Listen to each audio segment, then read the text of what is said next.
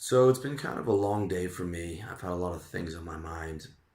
And gratefulness is one of the things that, in the past I've struggled with. In the past, I've struggled with being positive, but that's one of those things where, I've been able to make some major developments on and, really been able to internalize that into my core persona. But gratefulness has been a difficult thing for me since I was a kid. Since I was a kid, I was always competitive. I always wanted to be the best soccer player or, whatever sport I was playing, which was my life until I was 15 and I found girls. I wanted to be the best, or I wanted to be the best at school. I wanted to be the best at this and that. And when I got to be the best, then I wanted to get on to the next thing. And it was hard for me to sit back and enjoy. And a lot of the time I got stuck on thinking about what the next guy was doing. You know, the guy who had more girls or was better looking or more money and this and that. And there's always someone doing better. It doesn't matter how well you do. When I was a trader in my early 20s, I was making more money than I ever thought possible. Some months, $60,000, $70,000. More money than I made since then. But I was looking at my buddy who sat next to me, and I was 24 and he was 20, and he was making twice what I was doing. I mean, the kid was a millionaire in a year. And before that, he was working as a stock boy at Shoppers Drug Mart. But instead of looking at how great I was doing, I was thinking, I should be doing better than him. He's younger. I go to the library every day after work and study the markets for 4 or 5 hours. I worked harder at this. I was planning to be a trader 3 years while this kid was still in high school working as a stock boy. I worked harder at it. I did everything. I put in more work than every guy in the office. But the truth was he was just fucking better at it. He was just better at it. And instead of looking at how good that I was doing and that I was doing better than, guys who were executives, I was worried about what John was doing. And the same thing with girls at one point. I'm all right looking and I started to get a bit of success.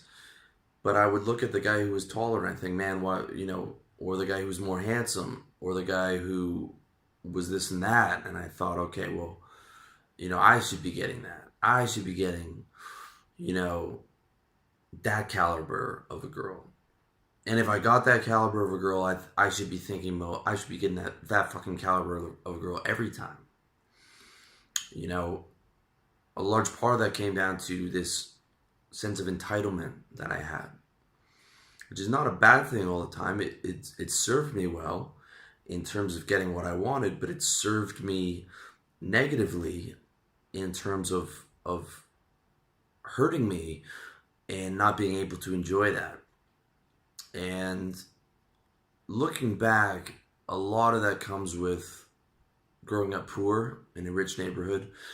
I came from a single parent home, but my mom was smart enough to move into a nice neighborhood where I could go to school around wealthy kids. And big houses and vacations and stuff that we didn't have. And, especially when I was young, I remember I had my shoes on layaway, a nice pair of shoes on layaway where my mom would pay it down over a period of weeks or months because money was really tight. And another part of that came from having a single mom and not having a father figure. And when you grow up without a father, the world around you, the respective guys around you kind of becomes your father because you don't have anyone telling you that you're worthy on your own. And another part of that came from my mom, who alternately loved me a lot, in some ways too much, and would blow up my head, and other times would scream at me for being worthless because I didn't turn off the light in the garbage room, and would shame me and call me ungrateful and, scream at me like a savage when I was an 8-year-old kid. And, that developed this narcissism where on one hand, I have this really high opinion, and then I would slip into this really negative opinion when I wasn't winning. Everything is great, to some degree when I'm performing, and I'm doing well. But if I struggled, or if I see someone who's doing better, then I can easily slip into feeling down on myself. And that's something that haunted me for a long period of time. And in some ways, it ended up with me getting depressed when I wasn't, achieving at the top level, because I had these really high standards for myself. And it really impacted me negatively. A large piece of the puzzle to getting that solved was getting positive. Okay, making positivity my priority. When I made that decision when I was 20, changed my life. Changed my life in so many ways. And it's a decision I continue to have to make. As I got older, into my late 20s and early 30s, when I made the decision to make happiness a priority. And I'm going to keep coming back to that on all these videos until you get sick of it, until you realize that it has to be your priority. Until I continue to remind you that it's your priority. Made a major change. Okay? But gratefulness is still something that I kind of struggle with to this day.